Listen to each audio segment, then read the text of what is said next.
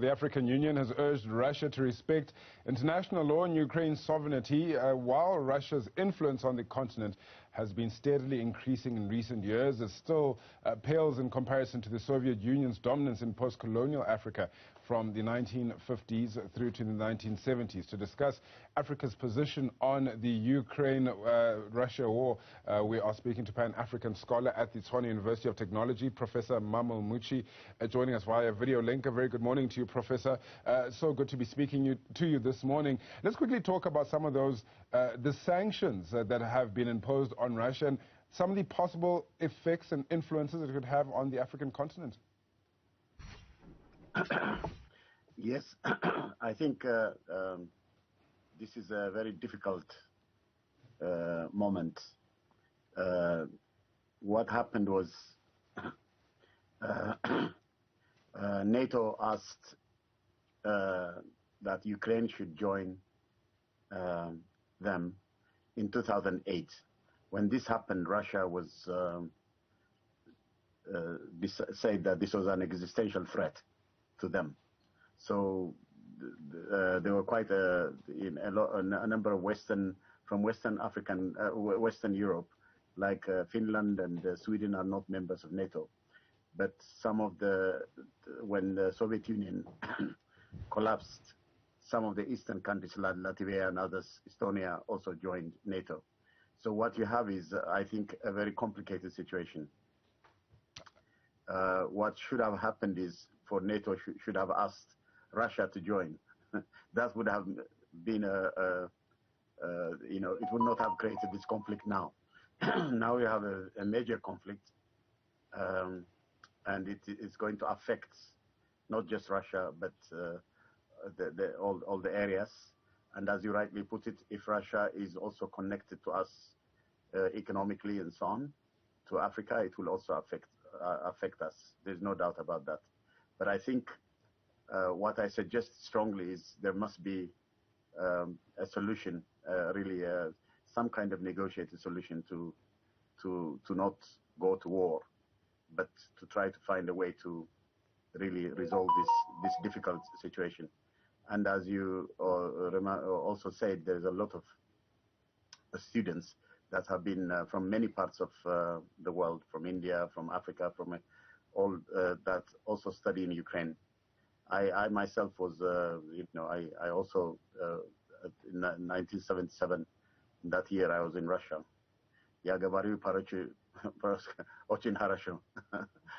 I speak Russian too.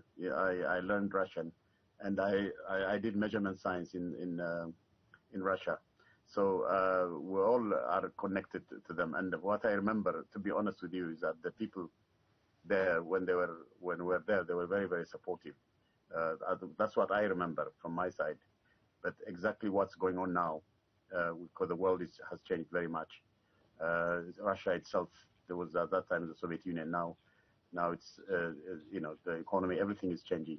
So exactly what's going on is very, very complicated. So what I suggest strongly is there any possibility from this current war situation, instead of pursuing the specific interests like the interests of NATO or other interests, why not try to find a way to resolve this matter? Because the former Soviet Union countries were related for a long time. So if they still have a relationship, collaborative relationship, that should not be rejected or opposed by from the Western side also.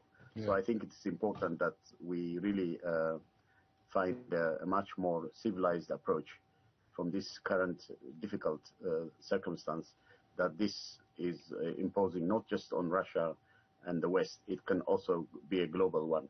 We don't want the Third World War to come again. Absolutely not. By now we should have learned from the First and the Second World War, and not now come back again to a global war. That's really not very nice. Yeah. Absolutely not, Professor Mammo.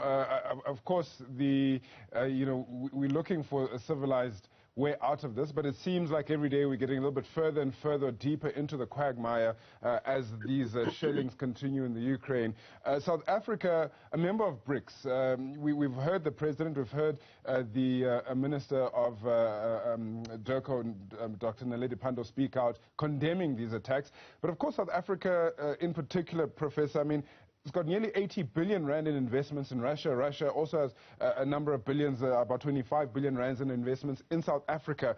Its hands are tied to a certain degree. How does South Africa walk this tightrope and ensure that their weight is felt by Russia as well, but also thinking about those diplomatic ties that they have with the Russians?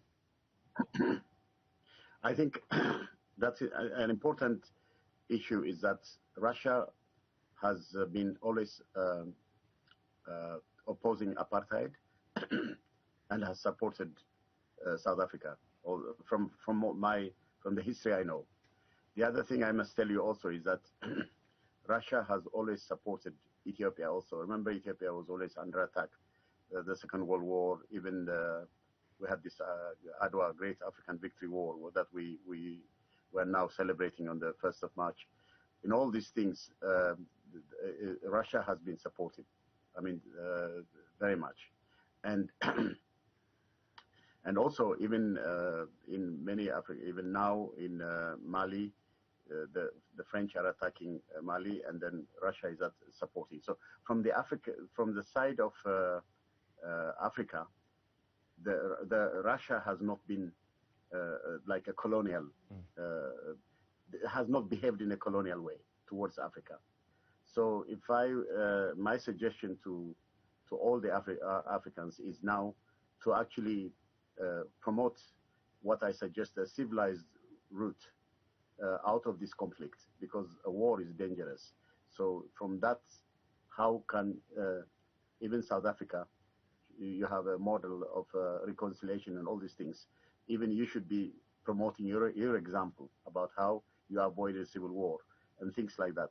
So why not really promote your exemplary model also to Africa? And as you rightly put it, Russia has been economically, in education, in many spheres connected with Africa.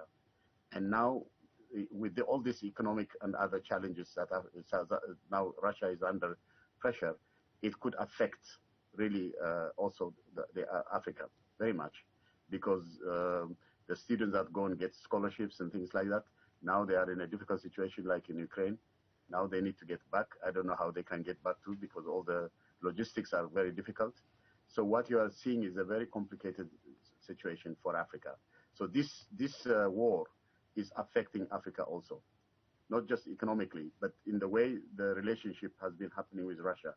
The Russian one was not the way that the European powers were relating towards Africa.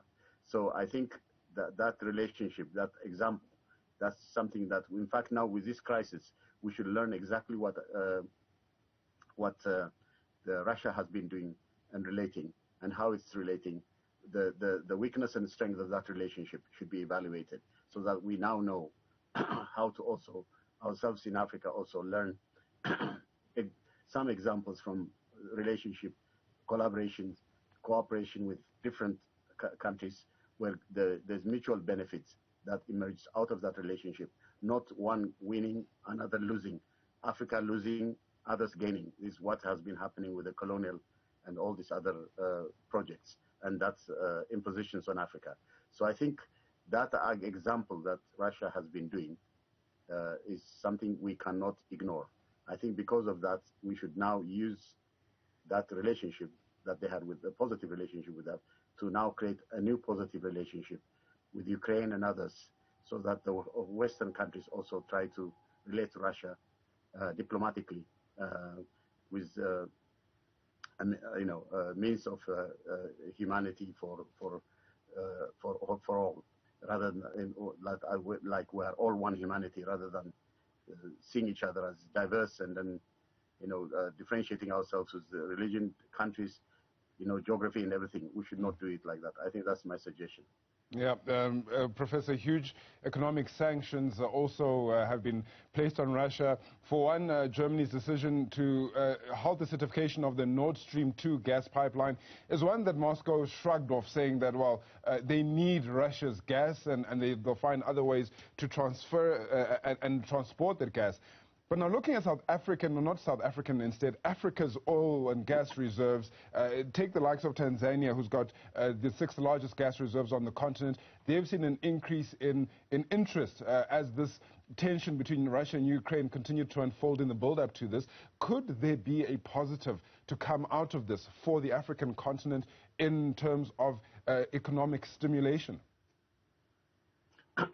I think, if the Western countries are not going to buy the gas from Russia, Russia might find alternative routes also, to China. There are many, many other areas of the world that they could also, redirect some of their, they can export it like that. Now, I know the import-export side from the Western countries, the number of countries is now, there's an imposition against Russia. But what you are saying is that, we in Africa, you're right, we also produce gas, many things like that. We have a natural resource continent. So we may, when the Germans and others now say they don't want to do it from Russia, they may want to come to us, and then they do it. I guess the different countries in Africa probably will get a new market opportunity in this sphere. But this is, to be honest with you, this is this kind of politics, economics politics, is not good. I think what should happen now is, with this conflict, it would be very good to work very strongly to find a way to make it to end in the shortest possible time. So if that situation can be done, if that approach, I don't know whether the United Nations, the African Union, all this, the European Union, also the European Union is very much strongly against Russia now.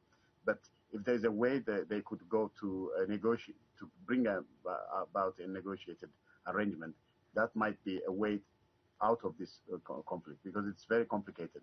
Because what it means is, if Russia also is affected economically, and it means all the population is also in desperate situation, that also creates more difficulties, more migrations, more more complications for the whole world. It's not just where Russia affected means also Europe can be affected in a negative way. Africa affected. All these things are, look at what's happening to us, our people migrating in different parts of the Middle East, Europe, and all this is creating all kinds of complications. So we need to find a way to address what we should focus on is on how to eradicate poverty, how to deal with climate change, how to deal with the demographic explosion and the pandemic. All these challenges we have now. Why do we create another war by creating another pandemic, a war pandemic? This is not fair. This is very, very inhuman, and I think it's not good. So let's see what we could do to try to find a new approach, a new solution, a new paradigm shift, all right, a new mindset to become game changers and change makers for a better world and a peaceful, secure world, and not this difficult world that with war and conflict and divisions and selfish interests and advantages like that. I think we should move away from that. That's my sincere suggestion to all of them, to all these politicians. But politicians are very difficult. They are not honest. They don't tell you the truth. I don't know. I don't find them really. It's very, very tough. We need very much, morally intelligent, emotionally intelligent, intellectually intelligent politicians. That time should come, and that would be what the world needs more than any other time in this very difficult time the world is in. That's my suggestion. Thank you very much. I appreciate your thoughts this morning. That was Pan-African scholar at the Tshwane University of Technology, Professor Mammo Muchie.